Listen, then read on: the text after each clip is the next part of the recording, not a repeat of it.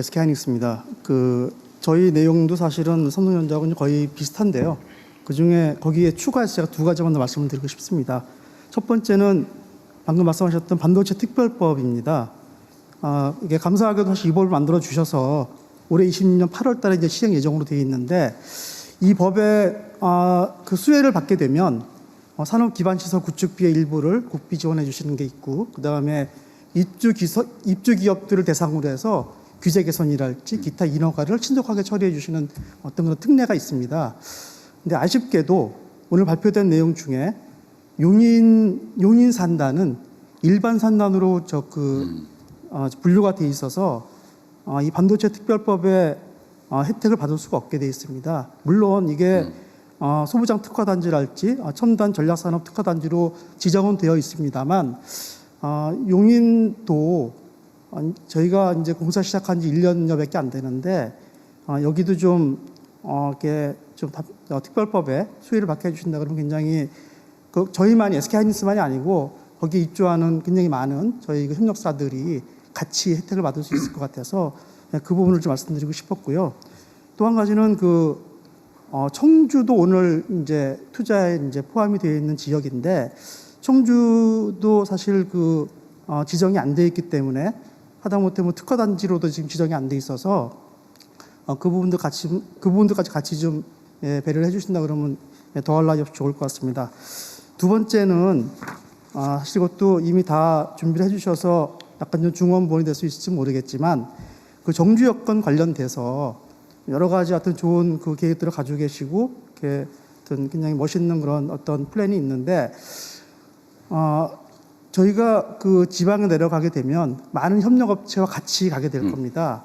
그리고 이제 더군다나 젊은 인재들도 같이 많이 갈 텐데, 가장 우려되는 것은 어떤 주거나 문화도 있지만 이 교육 문제거든요. 그러니까 자칫하면 또 이제 주말 부부가 생길 수도 있고, 나는 지방에 있지만 우리 가족은 서울에서, 그러니까 그런 일이 안 생기려면 저희가 볼 적에는 굉장히 좋은 고등학교, 굉장히 좋은 초등학교, 중학교들이 있으면 굳이 서울 가지 않고 아니 수도권 가지 않고도 훌륭한 교육을 받을 수 있을 것이고, 그렇게 된다 그러면은 조기에 이렇게 좀 정착하는데 큰 도움이 될 것 같아서 말씀하셨던 내용들에 분명히 아마 포함되어 있을 것 같은데 다시 한번 강조를 드리고 싶었습니다. 이상입니다. 네, 확인 삼아 아니면 관계 부처의 지시 삼아 말씀을 한번 좀 드리도록 하겠습니다.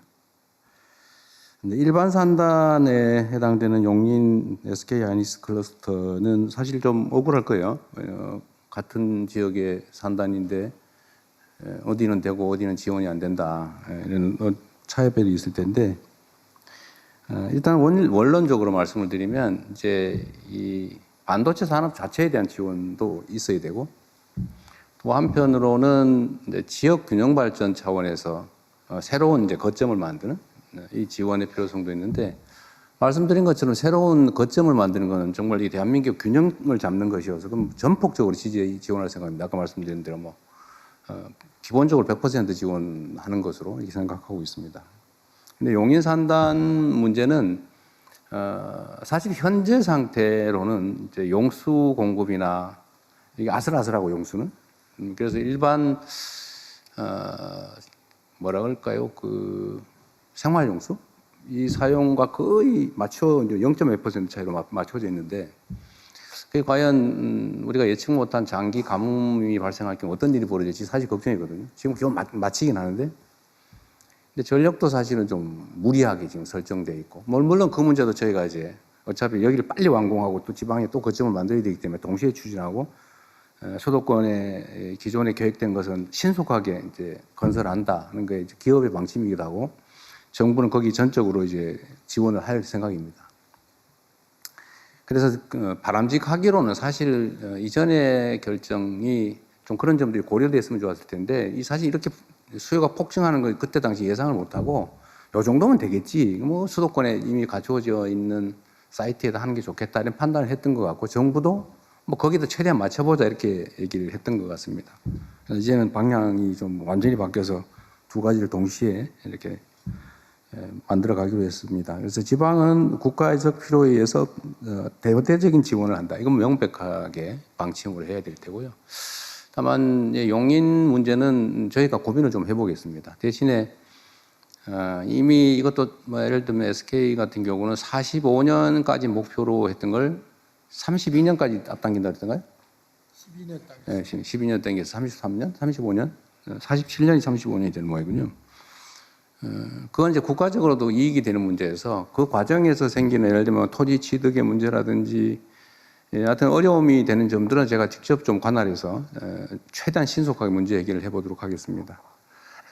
지원 문제는 좀 이 자리에서 확정적으로 말씀드리기는 좀 어려워서 또 지방에 투자하는 것도 고려해서 저희가 어느 정도의 지원과 협력을 할 것인지 행정적 지원은 뭐 당연히 해야 될 테고요. 다만 재정적 지원을 어느 정도 규모를 할지 과연 할지 말지 부분은 다시 한번 실무적 토론을 한번 해보도록 하겠습니다.